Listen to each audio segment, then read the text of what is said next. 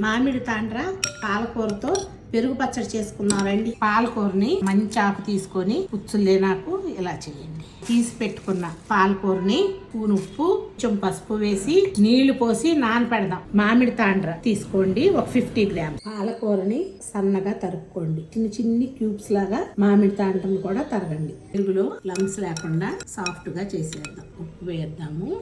పొయ్యి మీద కొన్ని నీళ్లు పెడదాము. ఉడికిన పాలకూర మీద పోస్తానికి చన్నీళ్ళు కూడా రెడీగా పెట్టుకోండి. మసులుతున్న నీళ్ళల్లో సన్నగా తరిగిన పాలకూరని వేసేయండి. పొంగు వస్తున్నప్పుడే స్టవ్ ఆఫ్ చేసుకుందాం. వెంటనే చేయండి. చన్నీళ్ళు పోసేద్దాము. పాలకూరని ఇలా అని వేరే బౌల్లోకి తీసాను. ఇప్పుడు పెరుగులో చిటికెడు ఇంగవ, సొంటి పొడి, కొంచెం జీలకర్ర పౌడరు, తరిగి పెట్టుకున్న మామిడి తాండ్ర ముక్కలు, ఉడికించి పెట్టుకున్న పాలకూర వేసేసి తిప్పేయండి. ఒక్క స్పూను నూనె కూడా లేకుండా పాలకూర మామిడి తాండ్ర పెరుగు పచ్చడి